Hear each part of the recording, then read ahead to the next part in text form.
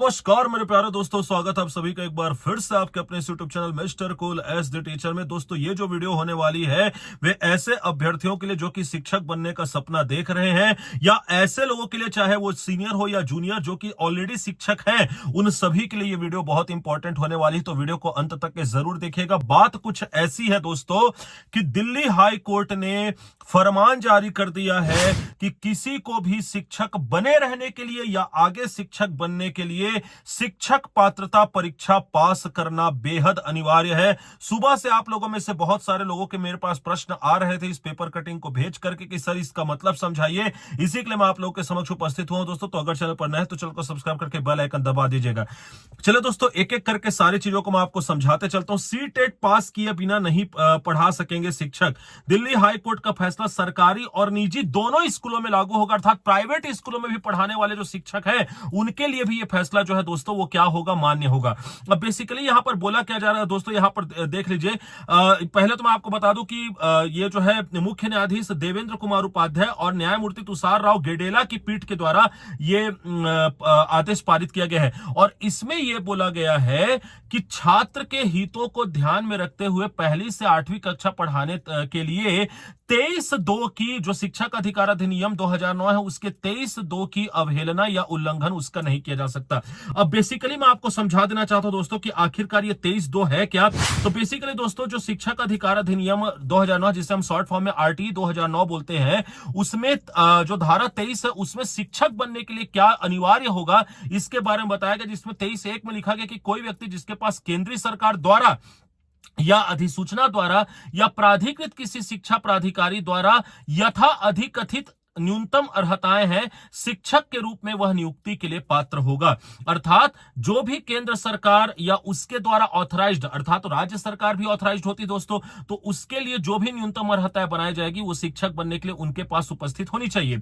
लेकिन यहां पर 23(2) क्या कहता है दोस्तों कि जहां किसी राज्य में अध्यापक शिक्षा के पाठ्यक्रम या उसे प्रशिक्षण प्रदान करने वाली पर्याप्त संस्थाएं नहीं है, अर्थात ऐसा राज्य जो कि या तो शिक्षक पात्रता की कुछ जरूरी शर्तों को पूरा नहीं कर पा रहा या उसके पास ऐसा कोई सिस्टम नहीं है, वहां की बात की जा रही है के तहत उपधारा 1 के अधीन यथा अधिकथित न्यूनतम अर्हता रखने वाले शिक्षक पर्याप्त संख्या में नहीं है, वहां केंद्रीय सरकार यदि आवश्यक समझे तो अधिसूचना द्वारा शिक्षक के रूप में नियुक्ति के लिए अपेक्षित न्यूनतम अर्हता को 5 वर्ष से अधिक की ऐसी अवधि के लिए शिथिल कर सकेगी जो अधिसूचना में निर्दिष्ट किया जाए। परंतु ऐसा कोई शिक्षक जिसके पास इस अधिनियम के प्रारंभ पर उपधारा 1 के अधीन यथा अधिकथित न्यूनतम अर्हताएं नहीं है, 5 वर्ष की अवधि के भीतर ऐसी न्यूनतम अर्हताएं अर्जित करेगा।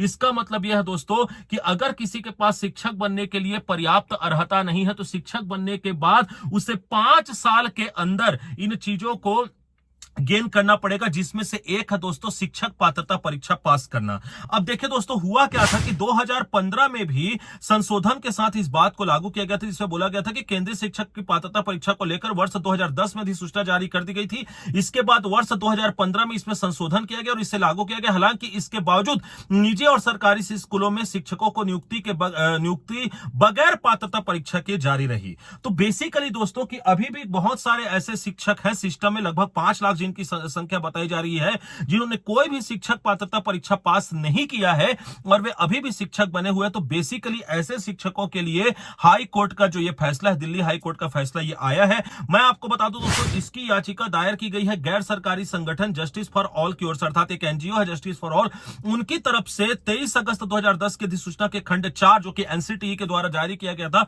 उसको बेसिकली यहां पर चुनौती दिया गया है। अब मैं आपको और बता दूं दोस्तों एक बात कि दिल्ली हाई कोर्ट ने 4 सप्ताह के अंदर एनसीटीई को इसके लिए एक पूरा का पूरा खाका डिजाइन करने के लिए कहा है और कहा है कि कोई भी ऐसा शिक्षक अब शिक्षक बने नहीं रह पाएगा जो कि शिक्षक पात्रता परीक्षा पास ना किया हो। और इसका मतलब यह है दोस्तों कि आने वाले समय में नई भर्ती के लिए तो वैसे ही शिक्षक पात्रता परीक्षा पास करनी अनिवार्य होती दोस्तों, और अब ऐसे पुराने शिक्षक जिन्होंने शिक्षक पात्रता परीक्षा पास नहीं की अब उन्हें भी यह परीक्षा पास करनी पड़ेगी। और इसको लेकर के एनसीटीई को 4 सप्ताह का समय दिया गया है कि भैया आप 4 सप्ताह के अंदर इसके खाका बना करके हमारे सामने हलफनामा प्रस्तुत करे। और इस मामले की जो अगली सुनवाई है दोस्तों वो होने वाली है 14 मई 2025 को। जी हां दोस्तों, इसकी अब अगली सुनवाई इस मामले की होने वाली है 14 मई 2025 को। अब एक और क्वेश्चन आप लोग के मन में ये आ रहा था कि सर हमारा तो सी टेट क्लियर है नहीं है, लेकिन हमारा तो राज्य पात्रता परीक्षा पास है, जैसे कि सीजी टेट हमारा क्लियर है, मान लीजिए एक एग्जांपल के तौर पर, और सी टेट क्लियर नहीं, तो हम क्या करें? तो देखिए दोस्तों, बेसिकली यहां पर आपका धारा 23 ही इस बात का जवाब दे देता है। धारा 23 क्या बोल रहा है यहां पर?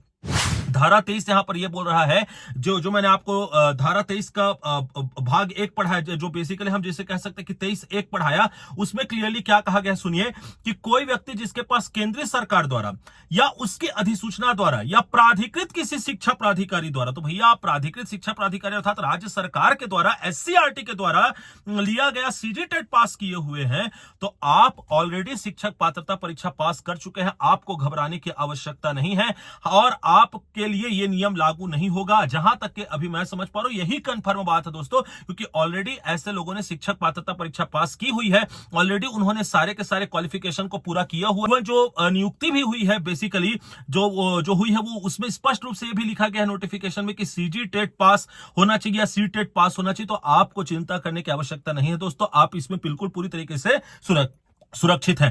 तो ये एक बहुत ही इंपॉर्टेंट इंफॉर्मेशन थी दोस्तों, जिससे लेकर के आप सभी परेशान थे, इसलिए मैंने इस मामले को क्लियर करना जरूरी समझा।